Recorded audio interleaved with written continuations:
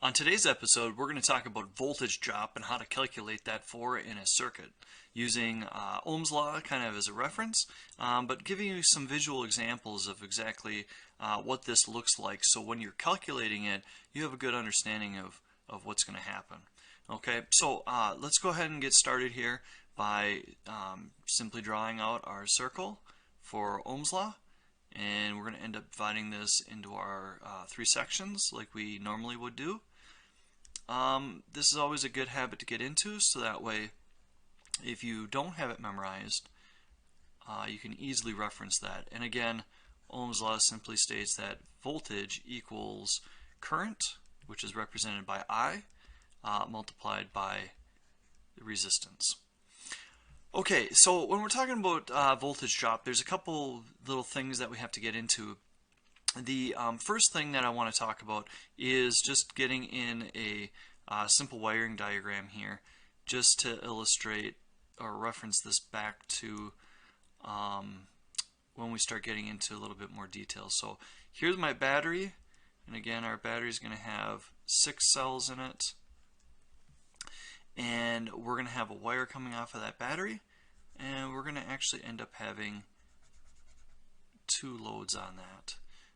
And again, these loads could be anything from lights to motors to anything electrical. So here's a simple wiring diagram for that. Let's go ahead and just kind of fill in some blanks here. So let's say that this is a 24 volt system, and we're running resistors of 2 ohms and 4 ohms. So let's real quick calculate our current. So our current is, if we're looking for I, that's going to be V divided by R.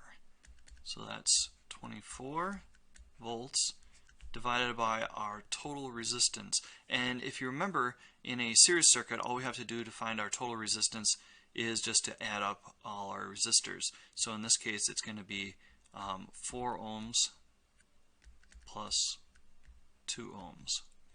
So that's 24 volts divided by 6 ohms, which is going to give us a total of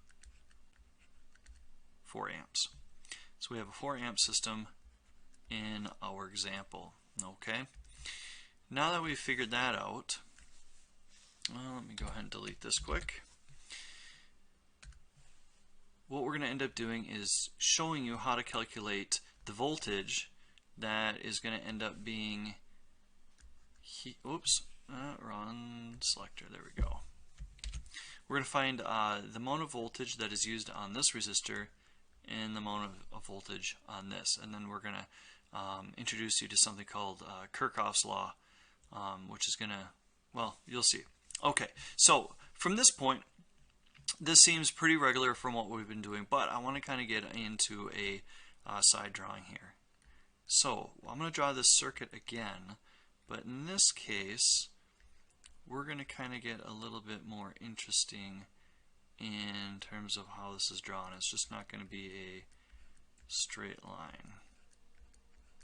Alright, so there's my battery again, and what we're going to end up doing here is I'm going to actually draw kind of a floor, if you will.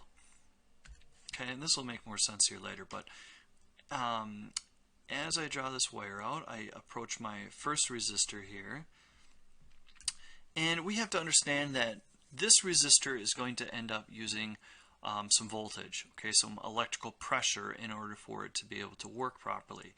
Once the voltage goes through this resistor, it's going to drop. It's not going to be the same amount in our series. So when we come over here, we have our second resistor, and that's going to end up using up some voltage as well.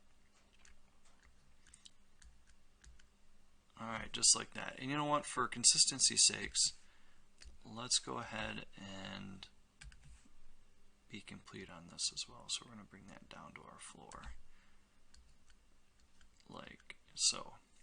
Okay, so let's go ahead and talk about this for a second. So we have resistor 1 and we have resistor 2. Resistor 1 is going to have the full amount of 24 volts. So again, this is going to have 24 volts as well. And because resistor 1 is right off the bat here, it has that full potential to be able to use 24 volts. It's not going to use all of it because it needs some pressure or electrical pressure or some voltage to be able to run R2. But what's going to happen is this distance here is going to end up being our voltage drop, or the amount of voltage that has been used up by going through our resistor 1, which means then that R2 only has the ability or the potential energy of this amount. Okay, and we don't know what that amount exactly is right now, but we're going to calculate for it. Once R2 uses up, the voltage goes through R2, we are then going to have all of the rest of the voltage used up because we don't need the voltage anymore. It's done all of its work. Okay, so think of it this again back kind of in our original episode 0 where we talked about a water tower.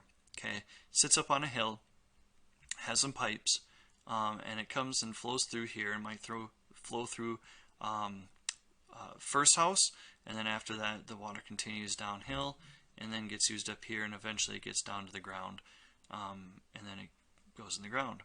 Okay, so every load that is going to be in a circuit is going to use some voltage. Okay, and Kirchhoff's law, as we mentioned previously, basically says that after all of the resistors have been used up, at the end of the circuit, there shouldn't be any more electrical pressure. There shouldn't be any more voltage left in our circuit. So at this point, we should have 0 volts. Okay? So how do we go ahead and calculate for this? Well, pretty straightforward. Let me go ahead and kind of delete this. Alright, so we know our total voltage, we know our total current, and we know our total resistance and each individual resistance for R1 and R2. So this is going to be R1 and this is R2. So all we're going to do is we're going to calculate the voltage that our R1 is going to look for. So that's going to be voltage 1 equals I1, or current 1, multiplied by resistance 1. So we don't know what the voltage is for our first resistor, but we do know our current, which is going to be consistent here. That's going to be 4 amps. Then we're going to multiply that by R1, which is 2 ohms. Okay, so the voltage that is going to be used up for resistor 1 is 4 times 2. That's going to be 8 volts. Okay, now let's go ahead and do that for voltage 2. Okay, voltage 2 equals current at 2 multiplied by the resistor at 2. Okay, again, we don't know what voltage 2 is, but I know my current because it's consistent in a series circuit. So we got 4 amps multiplied by 4 ohms, and that's going to be 4 times 4, and that is what, 16. Yes. Okay. So at R1, I'm going to have a voltage drop of 8 volts. At R2, I'm going to have a voltage drop of 16. In order to check my answer, I should be able to add up voltage 1 and voltage 2. Voltage 1 plus voltage 2 in order to get my total voltage. So in this case, it's going to be 8 plus 16, which equals 24 volts. Is this number right here? Yes, it is. So that's how I calculated that correctly. Okay, so just kind of quick review here. resistor 1 is going to have the full access to the 24 volts. As soon as this resistor, or the voltage runs through that resistor, it's going to eat up 8 volts. So right here, if we were to take a measurement, we would only have 16 volts remaining in our circuit. Then that 16 volts is going to run through that 4 ohm resistor, and then if we were to measure that again, we would have 0 volts. Alright, so that's a series circuit. Pretty easy to understand on that one in regards to how we calculated that. Okay, let's go ahead and scrub that and show you what a parallel circuit looks like. Parallel circuits are actually a little bit easier to kind of understand from a basic point of view here. Okay, so again, let's go ahead and draw our circuit. So we got our battery.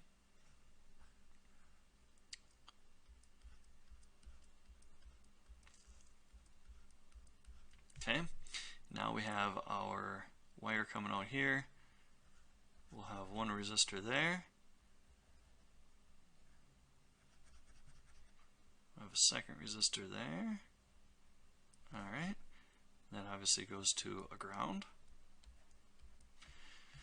And let's go ahead and use the same numbers as previously. So in this case, 24 volts. We have 2 ohm resistor there for R1, 4 ohm resistor there for R2. Let's go ahead and calculate our amperage. Okay, so in this case again, if we draw back to our parallel circuit, we want to figure out the current flow for each one of these branches. So in this case, again, we're figuring out I1 is going to equal the voltage divided by our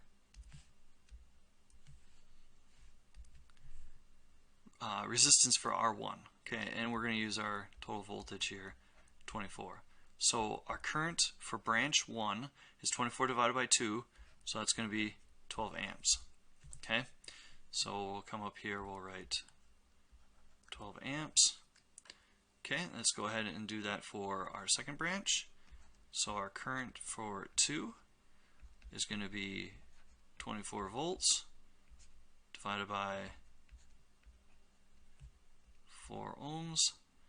24 divided by 4 is going to be 6. So that's going to end up being 6 amps. In order to find our total amperage, all we have to do is add up our currents in branch 1 and branch 2, and that's going to end up being 18 amps. Okay, 12 plus 6 is 18.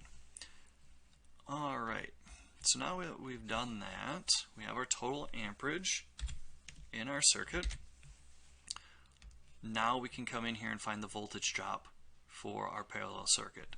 And as we've stated previously, what we need to understand is that for our branch 1, okay, so this is R1, this is R2, it's going to have the total access to 24 volts there and there.